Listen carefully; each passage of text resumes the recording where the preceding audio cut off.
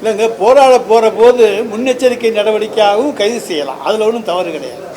நான் போராடத்தான் போகிறேன், அந்த இடத்துக்கு போகிறேன், அனுமதி கிடையாது. கடந்த காலங்களில் நாங்கள் பல முறை வீட்டை விட்டு வெளியே வரும்பொழுதே கைது செய்யப்பட்டிருக்கின்றோம். எனவே முன்னுதாரணங்கள் நிறைய இருக்கின்றன. எனவே போராட போகிறோம் என்று அறிவித்து விட்டு செல்லுகிற பொழுது வழியிலேயே முன்னெச்சரிக்கை நடவடிக்கையாக கைது செய்யலாம். என்ன சொல்றாருன்னா, கொள்ளையடிப்பவர்களும் துண்டுபவர்களும் இருக்குன்னா அவங்களாலதான் அமலாக்கத்துறைக்கே வேலை கிடைக்குது, அவங்க தான் அதனாலதான் வேலை செய்யறாங்க அமலாக்கத்துறை. நம்மளுடைய மதுரையில் அமலாக்கத்துறை அதிகாரி இருந்தார், திரு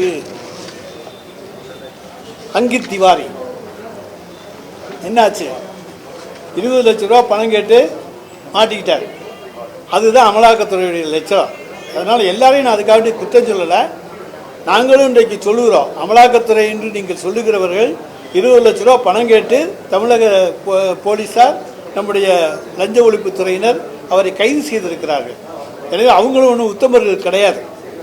எனவே நீங்கள் அதனால் அவங்கள உத்தமர்னு எல்லாரையும் சர்டிஃபிகேட் கொடுத்துடாதீங்க. 20 லட்ச ரூபா கொடுத்து சிறைக்கு சென்றவர் தான் அங்கித் திவாரி.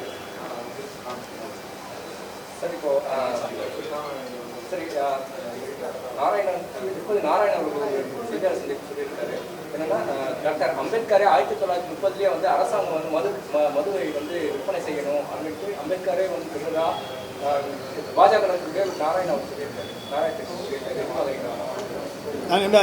நாங்கள் வந்து என்ன சொல்கிறோம், நீங்கள் சொல்லுங்க. மாதிரி விஷயங்கள் வந்து அம்பேத்கர் டாக்டர் அம்பேத்கர் தவறான ஒரு விஷயங்கள் வந்து படுத்து வராது. இதை பற்றி உங்களுக்கு கருத்து? அதை பற்றி எனக்கு வந்து ஒன்று கருத்துக்கள் இப்பொழுது நான் சொல்ல முடியாது. இன்றைக்கு இருக்க சூழ்நிலையில் தமிழ்நாடை பொறுத்த வரைக்கும் சுற்றிலும் எல்லா மாநிலங்களிலும் மது விலக்கு கிடையாது. எல்லா மாநிலங்களும் மது விற்கப்படுகின்ற காரணத்தால் இங்கே மட்டும் நாம் மது விலக்கை கொண்டு வந்தால் இங்கே இருக்கக்கூடியவர்கள் பக்கத்து மாநிலங்களுக்கு புதுச்சேரிக்கு சென்று குடிக்கக்கூடிய சூழ்நிலை ஏற்படும் என்ற காரணத்தாலே தான் இங்கே மது விலக்கு ரத்து செய்யப்பட்டது.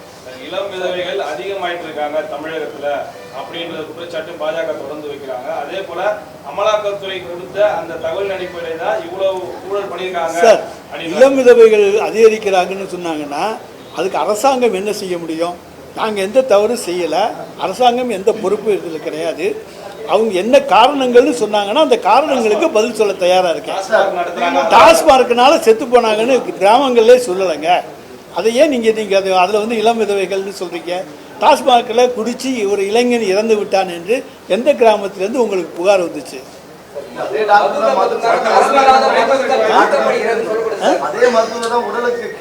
சார், நாங்கள் கேடுன்னு தான் நாங்களும் சொல்கிறோம், குடிக்காதீங்கன்னு தான் நாங்களும் சொல்கிறோம்.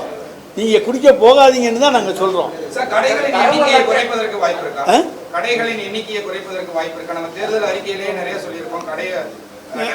ஒரு 500 கடை மூடிட்டோம். இன்னும் பாக்கி இருக்கக்கூடிய சந்தர்ப்ப சூழலை பார்த்து அது மாண்புமிகு முதலமைச்சர் அவர்கள் முடிவு செய்வாங்க. சார், எல்லா ஊர்லயும் வந்து தலைவர்களை மிரட்டத்துக்காக ஈடியை பயன்படுத்துறாங்க. இங்கே வந்து முதலமைச்சர் நிறைய குற்றச்சாட்டு வைக்கிறாங்க. இது அவங்களோட நோக்கம் என்னவா இருக்கு? அவங்களுடைய நோக்கம் நான் தான் சொன்னேன், டெல்லி பாணியில் இங்கே எதுவும் செய்யலாம்னு அவங்க நினச்சிக்கிட்டு இருக்காங்க. அது மாதிரியாது அவர்களுடைய கனவு இங்கே நிறைவேறாது என்று இங்கே நான் சொல்லிக்கொள்ள கடமை.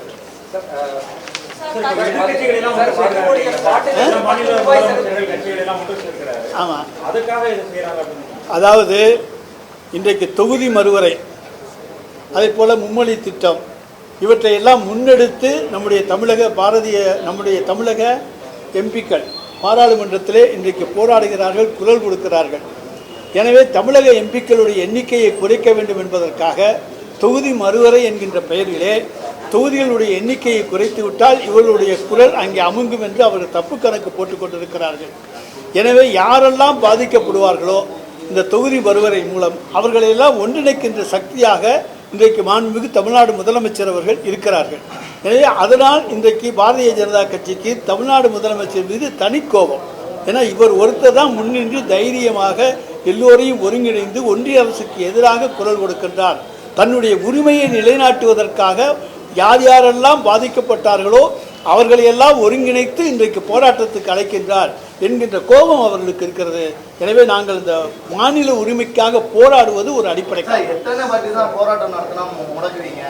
அறிவிப்பு இல்லாமல் முதலமைச்சர் முற்றுகையிடுவோம்னு அண்ணாமலை சொல்றாங்க.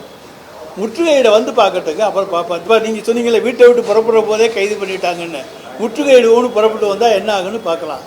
சார் மதுபான பாட்டில்களுக்கு 10 ரூபாய் முதல் முறையாக 10 ரூபாய் செலவு செய்திருக்கக்கூடிய நிலையில மறுபடியும் அதே பாட்டிலுக்கு மறுபடியும் ஒரு 10 ரூபாய் வந்து ஸ்கேம் நடக்குது அப்படின்னு பாஜக சார் அதை தான் இப்போ நீங்கள் ப்ரூவ் பண்ணுங்க சார். சும்மா குற்றச்சாட்டுகள் சொல்லிக்கொண்டே போவது இயற்கை.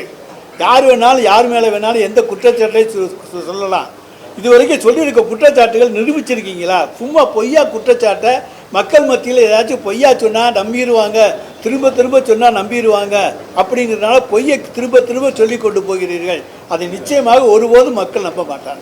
கட்சியின் வளர்ச்சிக்காக அப்புறம் வந்து இந்த தேர்தல் டைம்ல நம்ம பெரிய மாநாடு போடுறோம், பொதுக்கூட்டம் நடத்துறோம். ஆனா இந்த குடியில இருந்து இந்த குடி நோயாளிகள் வெளியே வரணுங்கிறதுக்காக வேண்டி ஏன் திமுக வந்து ஒரு பெரிய மாநாடு விழிப்புணர்வு சார்ந்த நிகழ்ச்சிகள் வந்து நடத்தக்கூடாது? குறிப்பாக கிராமப்புறங்கள்ல எந்த இடத்துல கிராமப்புறங்களில் விழிப்புணர்வு ஏற்படுத்துவதற்காக கிராமந்தோறும் அதற்கான விளம்பர பிரச்சாரங்கள் நடக்கின்றன. அதற்காக ஒரு தொகை ஒதுக்கீடு செய்யப்பட்டு மது தீமை, அதை யாரும் அருந்தாதீர்கள், குடிக்காதீர்கள் என்று மதுவிலக்கு பிரச்சாரம் அங்கே செய்யப்படுகிறது. நீங்கள் சொல்ற பெரிய மாநாடு போடவில்லையே தவிர தெருதோறும் அங்கே பிரச்சாரங்கள் செய்யப்படுகிறது. முன்னாடி அண்ணாமலை சொன்னாரு, வீடியோ வந்து அதுக்கப்புறம் தான் வந்துச்சு அப்படின்னு சொன்னாரு. இப்போவும் வந்து முதலமைச்சர் தான் முதல் குற்றவாளின்னு அண்ணாமலை தான் முன்னாடி சொல்லியிருக்காரு. அதாவது நாங்கள் அதை தான் சொல்கிறோம். இன்னைக்கு இடி வந்து ரைடு பண்ணி இப்போ எத்தனை நாள் ஆச்சு? இது வரைக்கும் ஏதாச்சும் ஒன்று கூட அந்த ஆதாரத்தையும் அவங்க வெளியிடலை. ஒரு அமௌண்ட்டை போட்டு அவர் அண்ணாமலை சொன்ன 1000 கோடியே ஈடியும் 1000 கோடின்னு சொல்லுது. திரும்ப திரும்ப அதாவது ஒரு கிளிப்பிள்ளை மாதிரி அண்ணாமலை சொன்னதை சொல்லுகிற கிளிப்பிள்ளையாக அங்கே ஈடி வந்து அங்கே செயல்பட்டு இருக்கிறது. நிச்சயமாக இதில் வந்து நீங்கள் யாரும் நினைக்கிறபடி எங்களுடைய முதலமைச்சரை சிக்க வைக்க முடியாது. அவர் மக்களுக்காக சேவை செய்யக்கூடியவர். இதில் அவருக்கு எந்த விதமான சம்பந்தமும் கிடையாது. ஊழலே நடக்கலை, நடந்தால் தானே அப்புறம் சம்பந்தம். சார் இப்ப கடையை திறந்து வச்சிருக்காங்க, அதே போல மது பாட்டிலுக்கு கூடுதலாக ஒவ்வொரு கடையில 10 ரூபாய் வாங்குறாங்கன்றாங்க.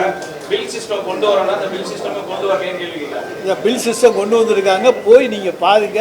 எங்கேயாச்சும் யாராச்சும் 10 ரூபா கூட கேட்டாங்கன்னா வந்து சொல்லுங்க. சார் நேற்று கூட ஒரு வீடியோ வெளியே வந்து நீலகிரியில ஒரு டாஸ்மாக் கடையில 200 ரூபாய் பாட்டிலுக்கு 240 ரூபாய் வாங்குறாங்க. அந்த வீடியோ நேற்று கூட இன்ஸ்டால ஃபேஸ்புக்ல எல்லாத்தையும் வந்து அப்படி குறிப்பிட்ட இதுகள் இருந்தால் நாங்கள் அதை பற்றி விசாரித்து அவர்கள் மீது உரிய நடவடிக்கை எடுத்துக்கொண்டிருக்கிறோம்.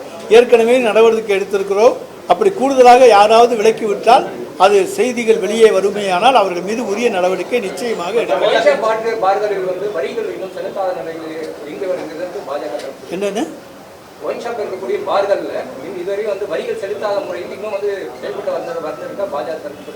எந்த கடைக்கு வரி செலுத்தலைன்னு சொன்னாங்கன்னா ஏலம் தான். டாஸ்மார்க் அதாவது பார் வந்து ஏலம் தான். ஏலம் எடுக்காம எந்த கடை நடத்துகிறாங்கன்னு சொன்னாங்கன்னா நாங்கள் அந்த கடையை பார்த்தோம். எங்களுக்கு தெரிந்தவரை எல்லாமே டெண்டர் வைத்து ஏலம் நடத்தப்பட்டிருக்கிறது. ஏலத்தொகை வசூலிக்கப்படுகிறது. டாஸ்மார்க்ல எங்க பில்லு வாங்க அதே திரும்ப திரும்ப வேற எதுவும் இருந்தா கேள்வி இல்லாட்டி விட்டுருங்க. அதான் இல்லைன்னு சொல்லிட்டு அதுதான் நாங்க சொல்லிட்டோம். நீங்க ஏதாச்சும் இருந்தா சொல்லுங்கன்னு தானே சொல்றோம்.